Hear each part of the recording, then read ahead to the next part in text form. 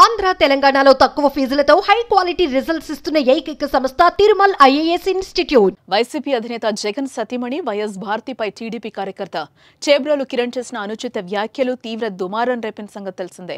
కిరణ్ వ్యాఖ్యలను సీరియస్ గా తీసుకున్న టీడీపీ అధిష్టానం అతన్ని పార్టీ నుంచి సస్పెండ్ చేసింది. ఈ నేపథ్యంలో కిరణ్ ను అదుపులోకి తీసుకున్న పోలీసులు విచారిస్తున్నారు.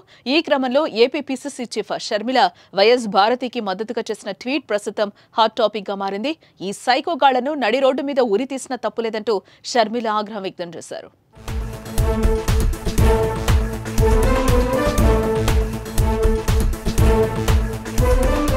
మరోపక్క భారతిరెడ్డి గారి మీద సోషల్ మీడియా వేదికగా చేసిన వ్యాఖ్యలు చాలా బాధాకరమని, ఇలాంటి నీచపు కామెంట్స్ తీవ్రవాదంతో సమానమని అన్నారు.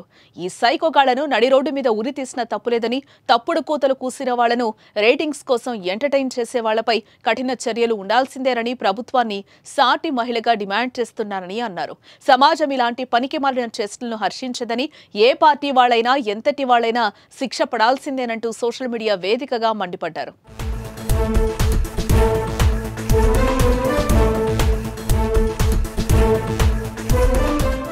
మరోపక్క వ్యక్తిత్వ హననానికి పాల్పడే నీచపు వ్యవస్థ ఒక్క మన రాష్ట్రంలోనే ఉందని, ఈ విష సంస్కృతికి బీజం వేసింది వైసీపీ టీడీపీలే అని మండిపడ్డారు. సోషల్ మీడియా వేదికగా అసభ్యకర పోస్టులు పెట్టే సైతాన్ సైన్యానికి రెండు పార్టీలే ఆదర్శమని అన్నారు.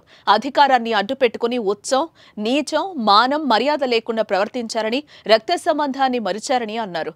రాజకీయ కక్షతో కుటుంబాలను రోడ్డు మీదకు లాగారని, మనిషి పుట్టుకను అనుమానించి రాక్షసానందం పొందారని మండిపడ్డారు. అన్యం పుణ్యం ఎరగని పసిపిల్లలను సైతం గుంజారని, అక్రమ సంబంధాలు అంటగట్టారని, మీరు పెంచి పోషించిన కాలకేయులే ఇప్పుడు వ్యవస్థను భ్రష్టు పట్టించారని అన్నారు.